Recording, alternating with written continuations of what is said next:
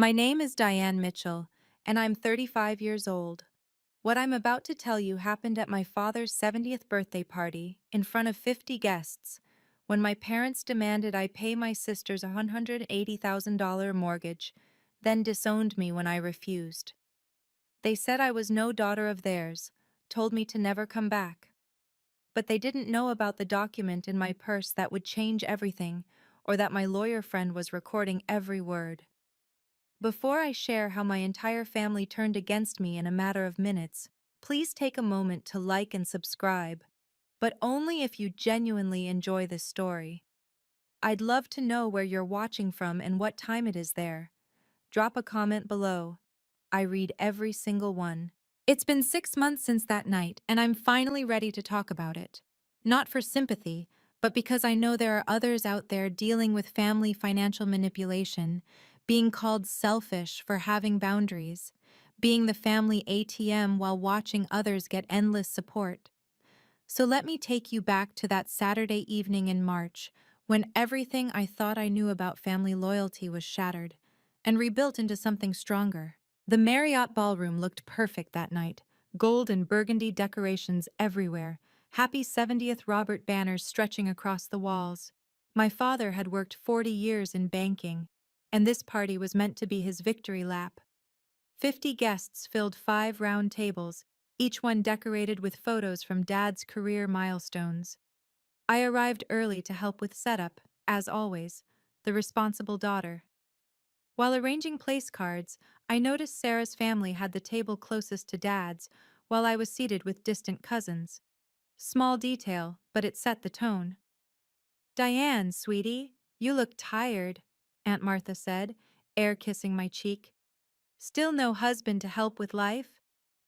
I smiled politely. "Just busy with tax season, Aunt Martha. Business is good." At 7:30, Sarah finally arrived with James and their 2 kids. She looked frazzled, whispering urgently with Mom near the gift table.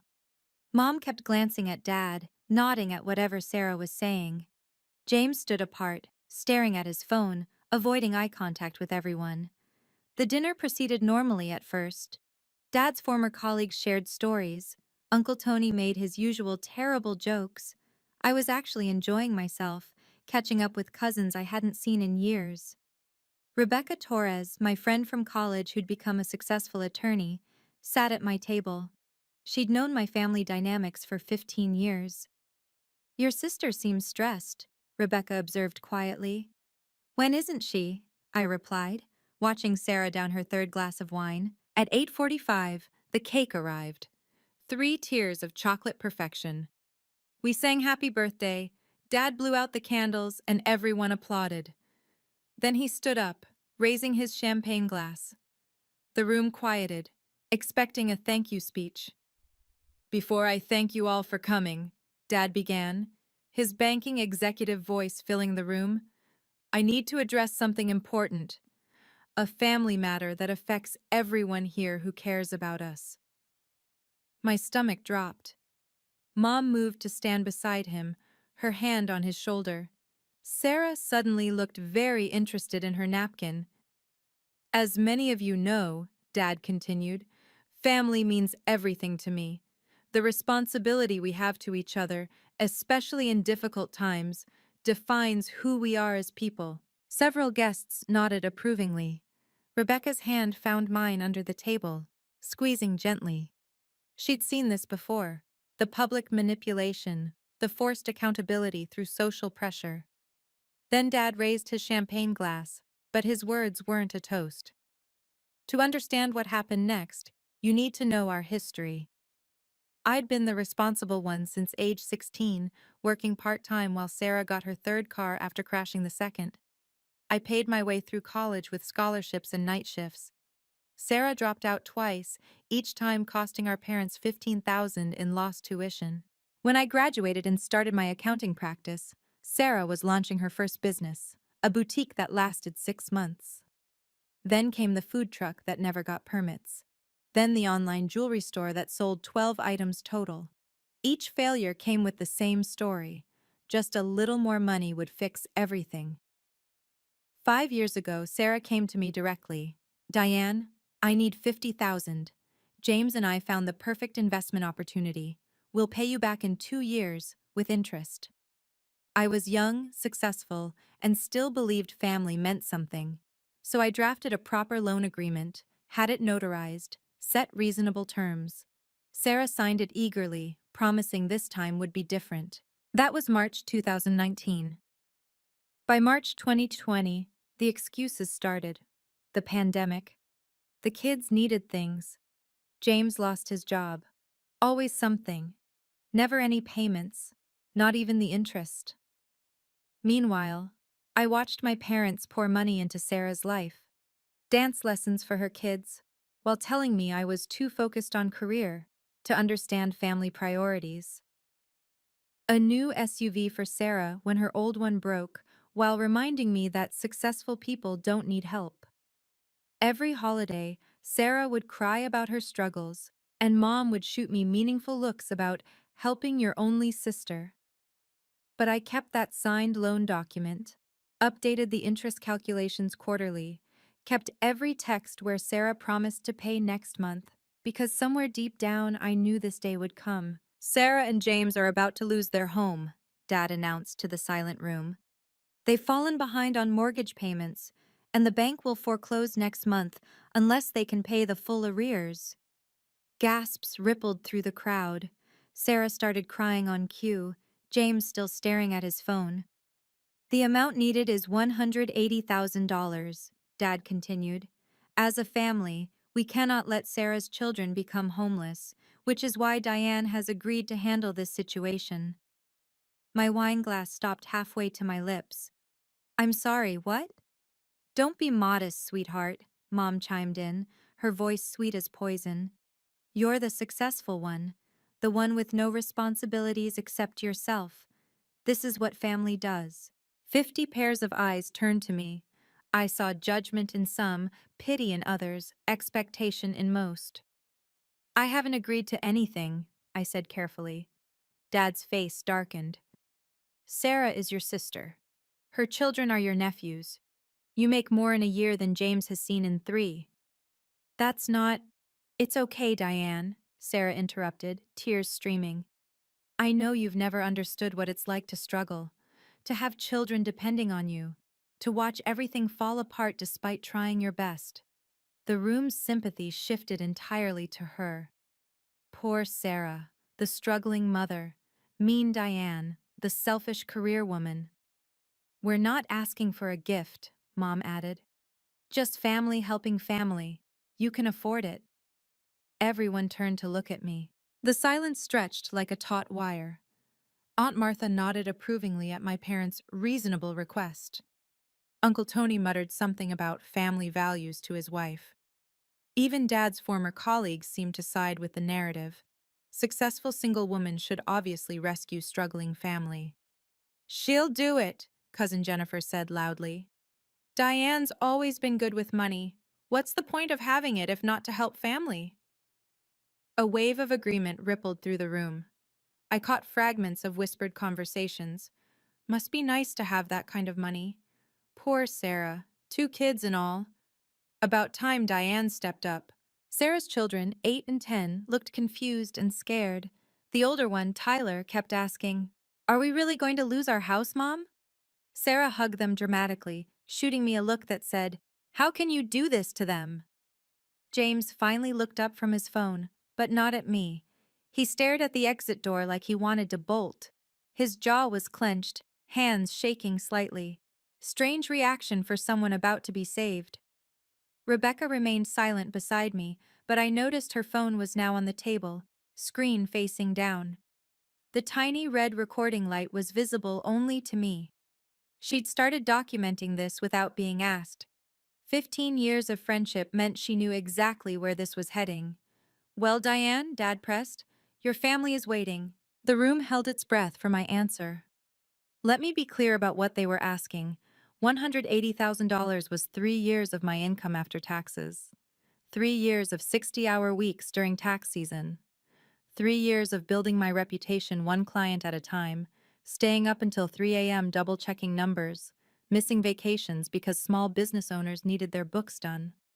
I'd been saving for 5 years to buy my own home.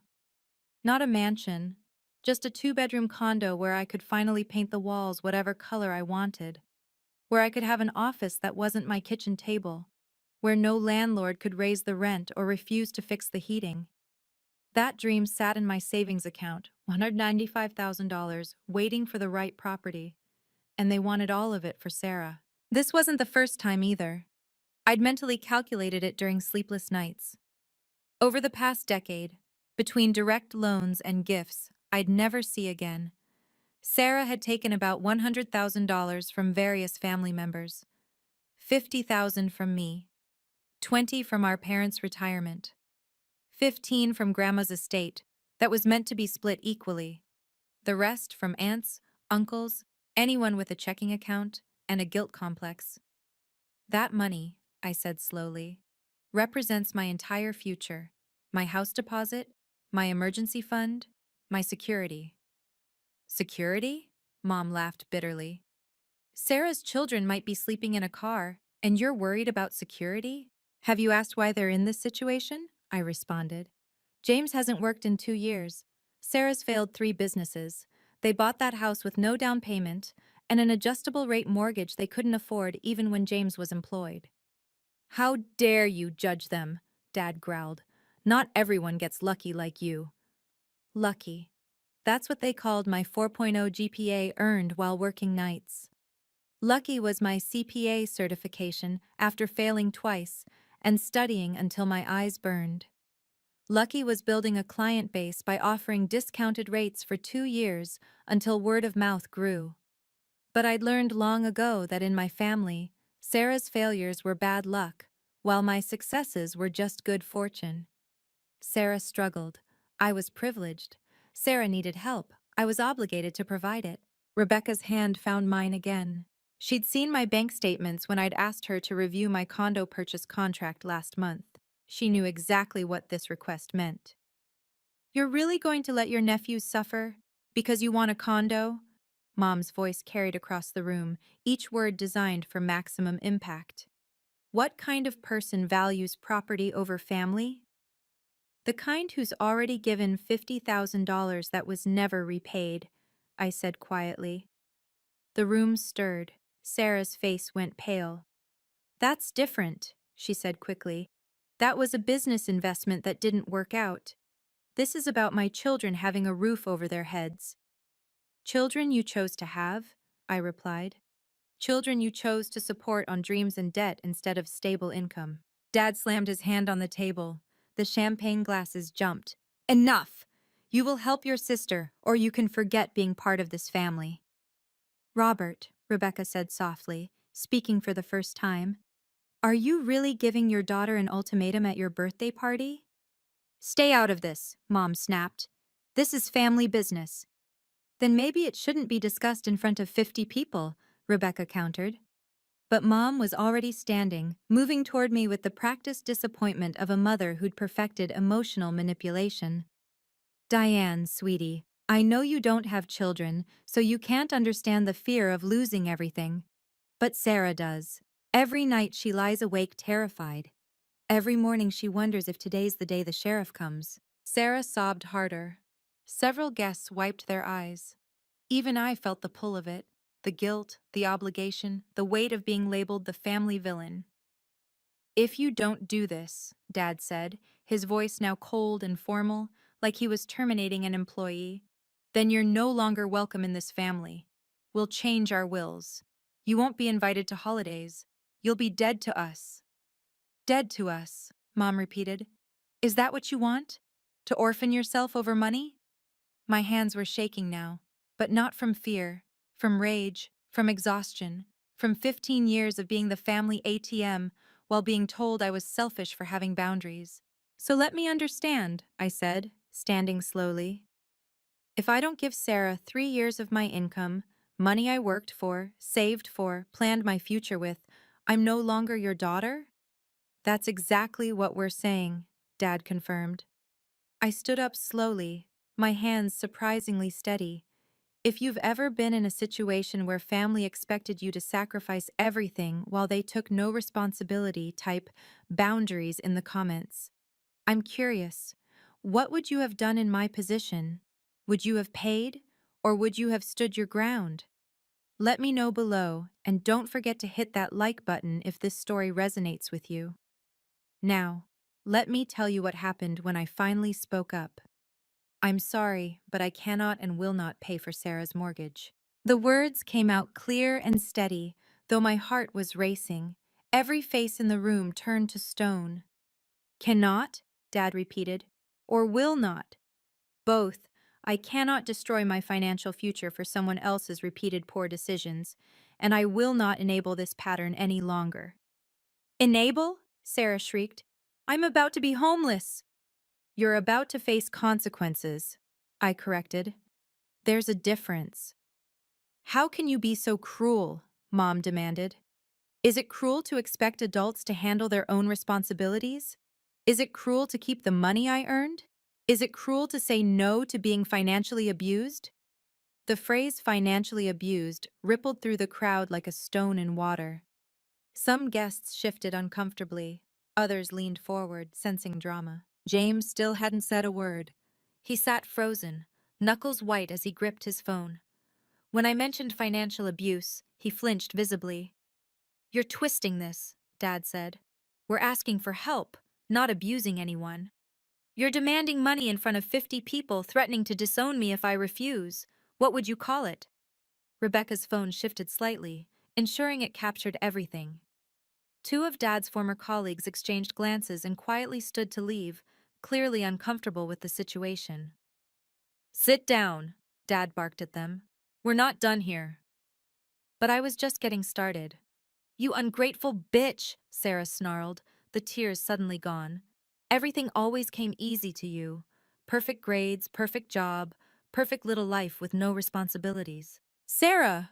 Mom gasped, but not at the insult, at the mask slipping. No, Mom, let me talk.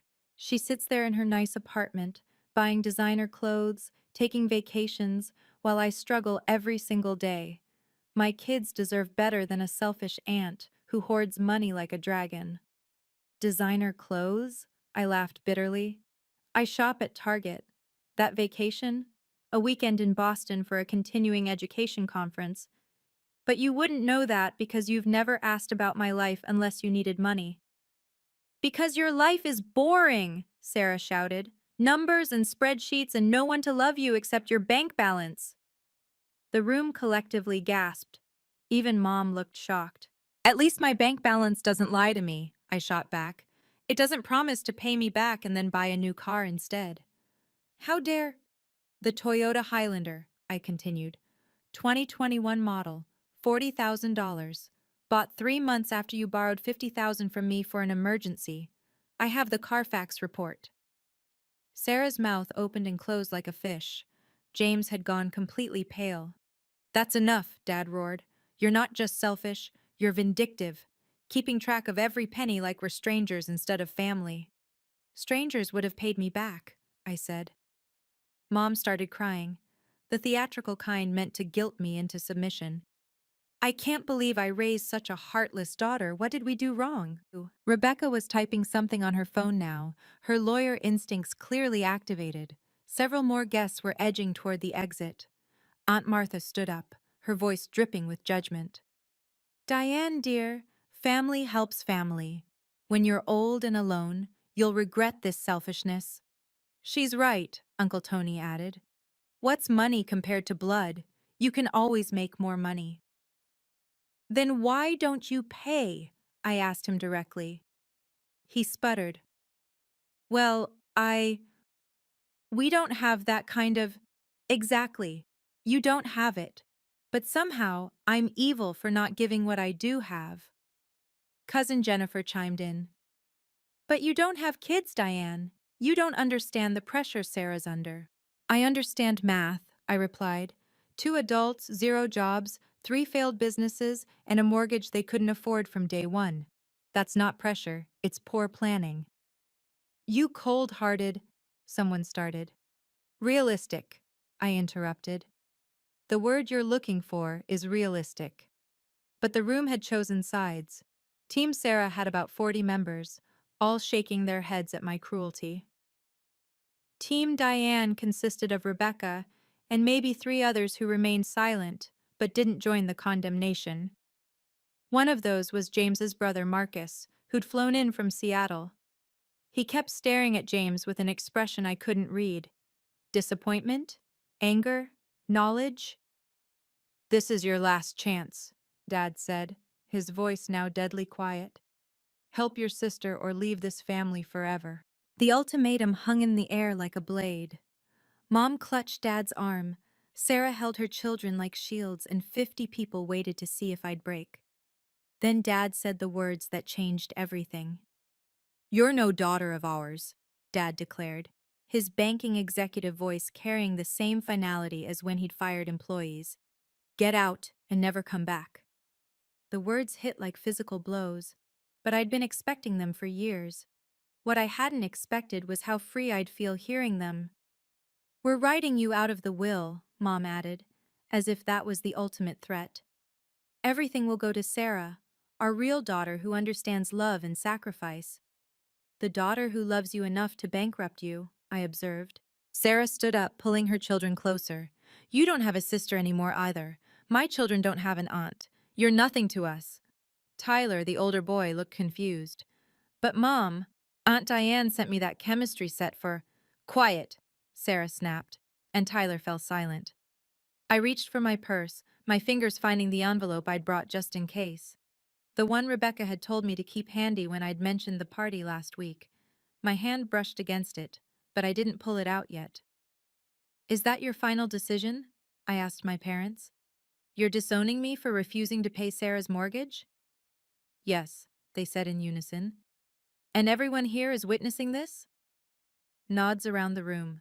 Some eager, some uncomfortable, all watching. Rebecca stood up slowly, deliberately.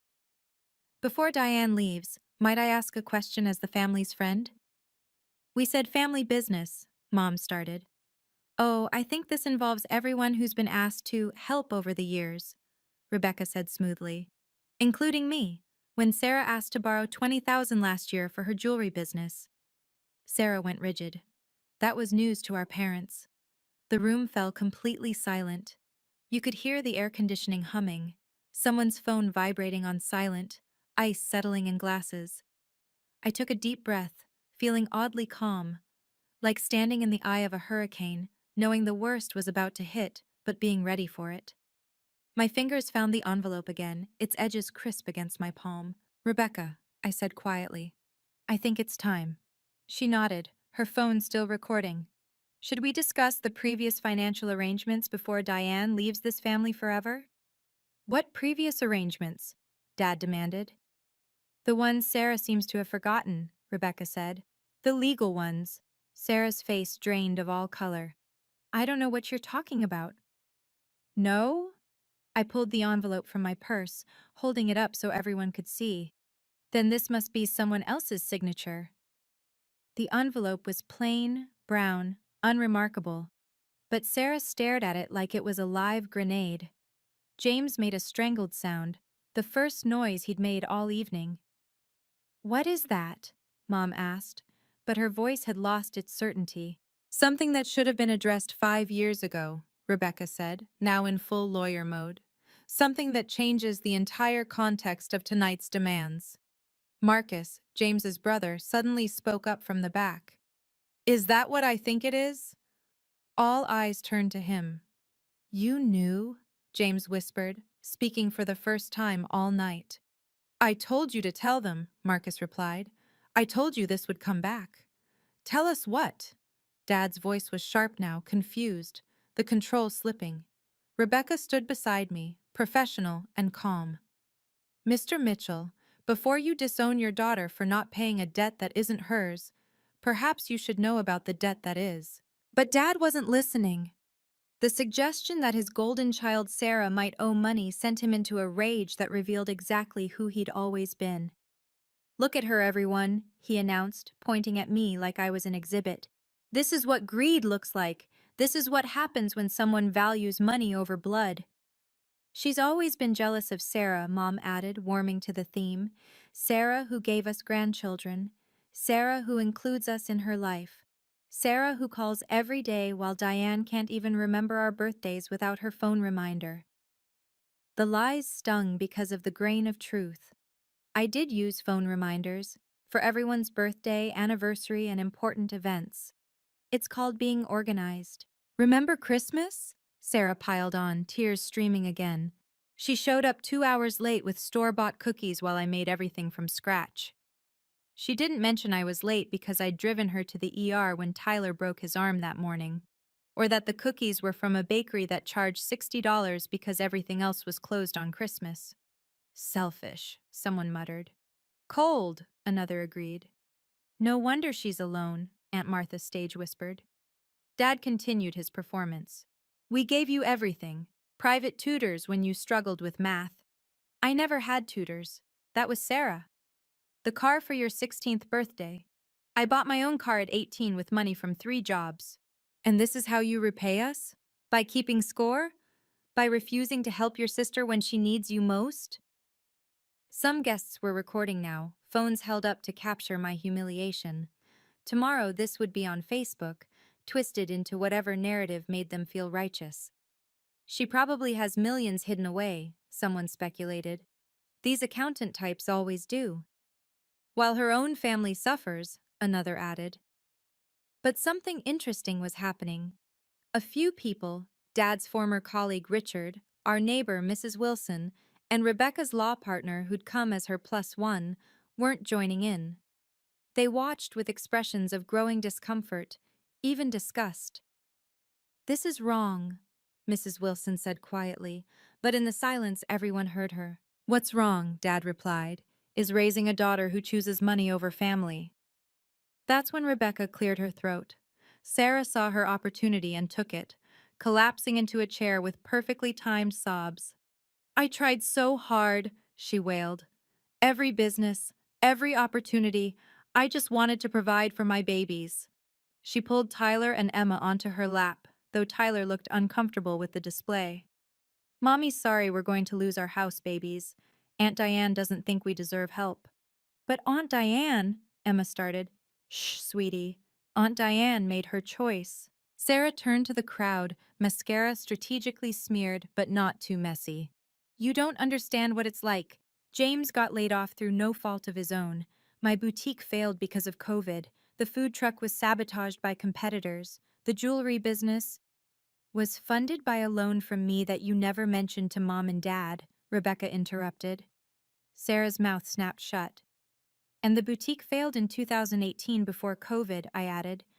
The food truck never had permits because you never applied for them. The jewelry business sold 12 items, all to family members who felt obligated. You're twisting everything, Sarah cried. James, tell them.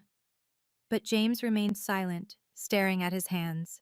His brother Marcus moved closer to him, placing a protective hand on his shoulder. Tell them what, Sarah? Marcus asked. About the gambling? About the... Shut up! Sarah shrieked, her victim mask slipping completely. The room stirred. Gambling? That's being handled, Sarah said quickly. It's not relevant. Isn't it? Rebecca asked. James, would you like to share why you really lost your job? James looked up finally, his eyes meeting mine with an expression I'd never seen before. Apology mixed with relief. Don't you dare, Sarah hissed at him. Or what? He asked quietly. You'll take the kids? You'll leave me? You've been threatening that for 2 years while spending every penny I don't have. Mom stood up, confused and angry. What is going on? Sarah? But Sarah had run out of tears, out of manipulations. She just sat there, holding her children like shields while her carefully constructed victim narrative crumbled around her. Before we get to the shocking revelation, I want to ask you something. Have you ever kept evidence of family loans, knowing you might need it someday? Drop a ye in the comments if you have, or que if you think family agreements should just be based on trust. Also, what do you think is in that envelope? Share your guesses below. Now, here's where everything turned around. Before we discuss new financial obligations, should we address the existing ones? Rebecca's voice cut through the chaos with surgical precision. Who the hell are you to interfere? Dad demanded. Rebecca Torres, senior partner at Torres, Blackwood and Associates. She pulled out a business card, placing it on the table. I'm also someone who's watched this family dynamic for 15 years, and frankly, Mr. Mitchell, what I've witnessed tonight could constitute coercion and financial abuse. This is ridiculous. Is it? Rebecca pulled out her phone. I've been recording this entire confrontation. 50 witnesses just heard you threaten to disown your daughter if she doesn't pay a debt that isn't hers. That's textbook financial coercion. Recording without consent is illegal, Mom said triumphantly. Not in a public venue with no reasonable expectation of privacy, Rebecca corrected. This is a hotel ballroom with 50 guests. Everything said here is admissible. The legal terms made several guests shift nervously. This wasn't family drama anymore. It was potentially a legal matter. Now, Rebecca continued, before Diane is thrown out of this family for refusing to enable further financial irresponsibility, shall we discuss the $50,000 Sarah already owes her? That was a business investment, Sarah protested. No, it was a loan.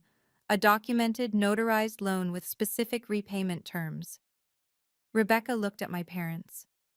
Were you aware your daughter Sarah signed a legal promissory note 5 years ago? The silence was deafening. Of course not, Rebecca continued. Because Sarah told you it was a gift, didn't she? Just like the $20,000 she tried to borrow from me was supposed to be a gift. Just like the $15,000 from your mother's estate that was meant to be split equally somehow all went to Sarah. How do you know about, Mom started. Because unlike your family, I believe in documentation, Rebecca said. And so does Diane. I opened the envelope slowly, pulling out the notarized document. The gold seal caught the light from the chandelier as I unfolded it. This is a promissory note dated March 15th, 2019, I said, my voice steady. Signed by Sarah Mitchell and notarized by Jennifer Huang, licensed notary public of Massachusetts. Sarah lunged forward. That's private! Private? I held it up. You made it public when you accused me of never helping you. Read it, someone called out. Mrs. Wilson, our neighbor. I cleared my throat. Loan agreement between Diane Mitchell, lender, and Sarah Mitchell, borrower. Principal amount, $50,000. Interest rate, 5% annually. Repayment terms, 24 monthly installments beginning June 2019. That's not what we agreed, Sarah stammered. Your signature says otherwise, Rebecca noted. And the notary's seal confirms you signed it willingly, in sound mind, with full understanding of the terms. Dad snatched the paper from my hands, his banking experience kicking in as he scanned it. His face went through several expressions: disbelief, recognition, anger. This is real, he said quietly. Of course it's real, I replied. I learned from the best, didn't I, Dad? You always said to document everything. But Sarah said, Mom trailed off, looking at her younger daughter with new eyes. With 5% annual interest compounded monthly, plus the late payment penalties outlined in Section 3B, Rebecca calculated on her phone, the current amount owed is approximately $67,000. The room erupted. People were talking over each other, some defending Sarah, others expressing shock at the deception. She's charging her own sister interest? Aunt Martha gasped. The same interest rate banks charge, I pointed out. Actually less. Sarah agreed to these terms. She promised to pay it back. She bought a $40,000 car instead. James suddenly spoke up. Show them the rest. Everyone turned to him. What rest? Sarah's voice was dangerous. The other loans. The credit cards in Mom's name. Shut up, James! But the dam had broken. Credit cards in whose name? Dad's voice was deadly quiet.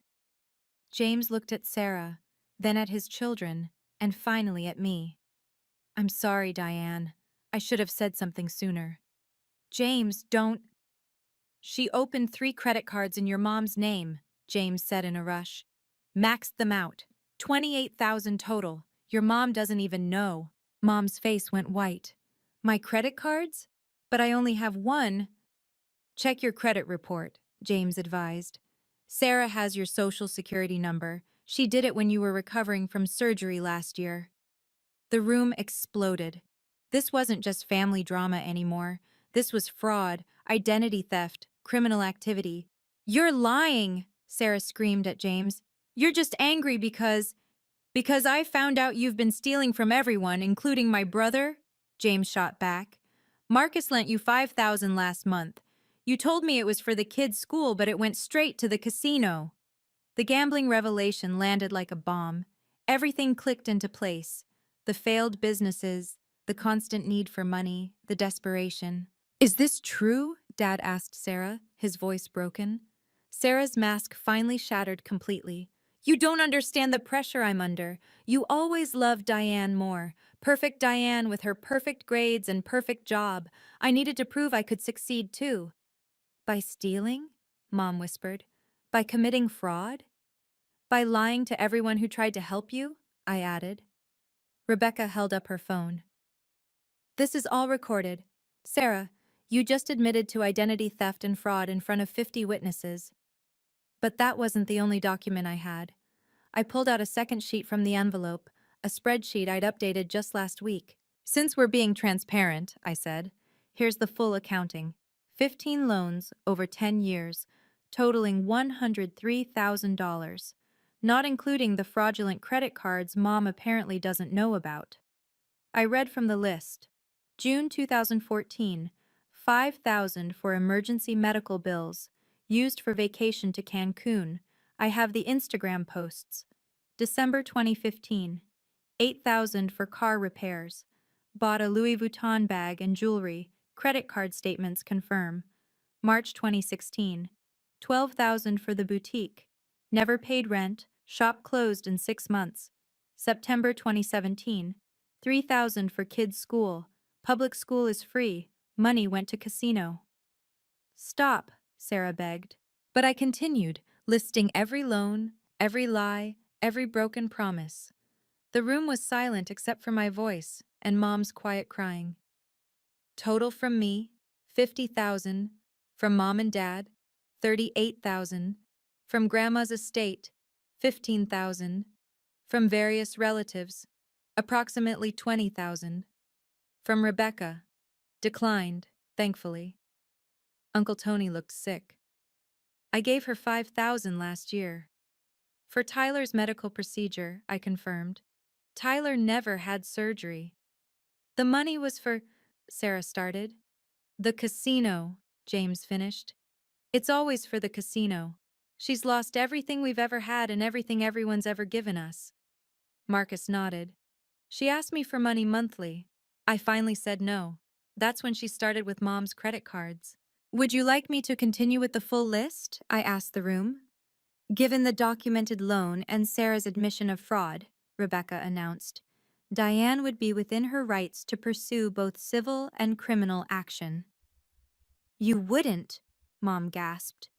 She's your sister. The sister who just disowned me? I asked.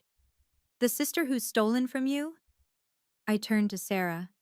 You have 90 days to repay the documented loan, $67,000. If you can't pay it all, we can arrange a payment plan through Rebecca's office, but this time it will be enforced. I can't. Then sell the Highlander. That's 40,000 right there. Get jobs, both of you. Stop gambling. Get help. And if she doesn't pay? Dad asked, his voice hollow. Then I pursue legal remedies, I said simply. Just like you would with any other defaulted loan, Dad. You taught me that. Rebecca added, the identity theft is a separate matter. Mrs. Mitchell, you need to freeze your credit immediately and file a police report. I can't report my own daughter, Mom protested. Then you're enabling a criminal, Rebecca said bluntly, and you'll be liable for those debts. Several guests were openly recording now. Tomorrow, this would be everywhere. But for once, the truth would be told. I'll also need written confirmation that I'm no longer considered family, I told my parents. If I'm disowned, I want it official. That way, there's no confusion about future financial expectations. Dad looked at me like he'd never seen me before. You want us to put it in writing? You're a banker, I said. You know the importance of documentation. Unless you're reconsidering your position. The ball was in their court now. I stood up, gathering my purse and the documents. The room remained frozen, 50 people unsure whether to applaud or condemn. Thank you all for witnessing this, I said calmly. It's important to have accountability in families, don't you think? Mrs. Wilson started clapping, slowly, deliberately. Richard, Dad's former colleague, joined her, then Marcus, then 3 others. Not a standing ovation, but an acknowledgement that truth had finally been spoken. Where are you going? Mom asked, her voice small. Away from here. You made it clear I'm no longer family. I'm simply honoring your wishes. Diane, wait, Dad started. I'll give you 90 days to repay the documented loan, I repeated to Sarah. My attorney will be in touch. Rebecca stood with me, professional and composed. Mr. and Mrs. Mitchell, I suggest you consult with an attorney regarding the identity theft. And Sarah, I recommend you seek help for gambling addiction. There are resources available. As we walked toward the exit, Tyler broke free from Sarah's grip and ran to me. Aunt Diane, I'm sorry Mom lied. I hugged him quickly. It's not your fault, sweetheart. Take care of your sister. Will we see you again?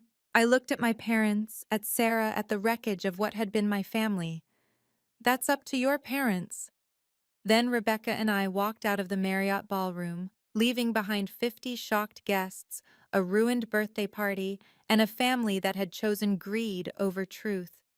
The last thing I heard was James saying, "I want a divorce." The party ended within 15 minutes of my departure. Rebecca told me later she'd left her law partner behind to observe and report. By the time we reached the parking garage, my phone was exploding. 17 missed calls from Mom, 12 from Dad, 23 texts from various relatives. I turned it off. You okay? Rebecca asked as we sat in her car. I will be, I said, surprised to find it was true. She showed me her phone. The recording was perfect, clear audio of every threat, every admission, every revelation. This is insurance, she said, in case they try to spin it differently. They did try, of course. By the next morning, Sarah had posted on Facebook about her heartless sister who chose money over family, but she hadn't counted on the witnesses. Mrs. Wilson commented first. I was there. That's not what happened. Then Richard. As someone who worked with Robert for 20 years, I'm appalled by what I witnessed. Diane showed remarkable restraint. Then Marcus, with the killing blow. My sister-in-law is a gambling addict who stole from multiple family members. My brother is filing for divorce. Stop lying, Sarah. The post was deleted within an hour. Uncle Tony called me that afternoon. I'm sorry, he said simply. I didn't know about the loans, about any of it. Martha and I were on your side. 3 cousins reached out with similar messages. Even Dad's sister, my Aunt Patricia, who lived in Florida, called to say she was disgusted with my parents' behavior. Robert called me, she said. Wanted me to talk sense into you. I told him the only sensible thing you did was document everything. But the real shock came from James. He texted me that evening. Thank you for finally exposing the truth. I've been trapped in this lie for years. Marcus is helping me file for divorce and get custody. Would you consider being a character witness? Absolutely, I replied. The family was dividing, choosing sides. But for the first time, the truth was on the table. 3 months later, the landscape had completely changed. Sarah sold the Highlander for $38,000, less than she'd paid, but enough to make a significant dent in what she owed me. The rest came from Mom and Dad, who had to take out a home equity loan to cover both my loan and the fraudulent credit cards. They paid me $40,000 total, not the full amount, but Rebecca advised me to accept it and write off the rest. You've made your point, she said. Don't let this consume you. James's divorce was finalized in record time. Sarah didn't contest it. She couldn't, not with the evidence of gambling addiction and fraud. James got primary custody, with Sarah having supervised visitation until she completed a gambling addiction program. He sent me a thank you card with a picture of Tyler and Emma at their new apartment, looking happier than I'd seen them in years. Mom and Dad aged 5 years in those 3 months. The home equity loan meant they couldn't retire when planned. Dad had to keep working, and the golden retirement party he'd imagined would never happen. They'd also discovered Sarah had been siphoning money from their retirement account, small amounts they hadn't noticed, but totaling nearly 12,000 over 2 years. The extended family remained split. About half understood why I'd done what I did. The other half thought I should have just paid and kept the peace. But even those who disagreed admitted Sarah had gone too far with the fraud. Sarah herself entered rehab for gambling addiction after the court mandated it as part of her plea deal for the identity theft charges.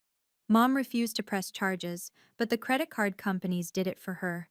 Sarah got probation and mandatory counseling. 6 months after the birthday party, I got a letter from Sarah. Not an apology, she wasn't there yet, but an acknowledgement. "I'm sick," she wrote. "I've been sick for a long time. I'm getting help." It was a start. I bought my condo 4 months after the party, not the one I'd originally wanted, that dream had been adjusted, but a nice one-bedroom with an office nook and a balcony overlooking a park. The first night there, I sat on my second-hand couch in my very own living room and cried. Not from sadness, but from relief. The boundaries I'd set that night weren't just about money. They were about self-respect, about refusing to be the family scapegoat, about breaking a cycle that would have continued forever if I hadn't stood up. I learned that family isn't about blood, it's about respect. It's about people who see your worth beyond your bank account.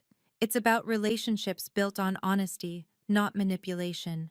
Rebecca, who'd stood by me when 50 people turned against me, that's family. James, who finally told the truth despite the cost, that's family.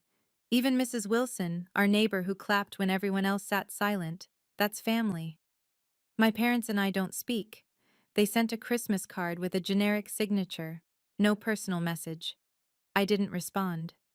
Sarah and I have no contact except through lawyers about the remaining debt, which she's slowly paying off through her job at a call center, her first real job in 10 years. But I see Tyler and Emma regularly. James brings them over for dinner twice a month. Tyler's interested in accounting now, says he wants to be like me. I'm teaching him about budgets and compound interest. Emma draws pictures of us together, Aunt Diane and her, always smiling. That's the family I choose, the one built on truth, respect, and genuine love, the one where boundaries aren't walls but bridges to healthier relationships. That's my story. 6 months later, I still sometimes wake up wondering if I did the right thing. Then I remember the years of manipulation, the lies, the theft, and I know I did. Setting boundaries with family is never easy.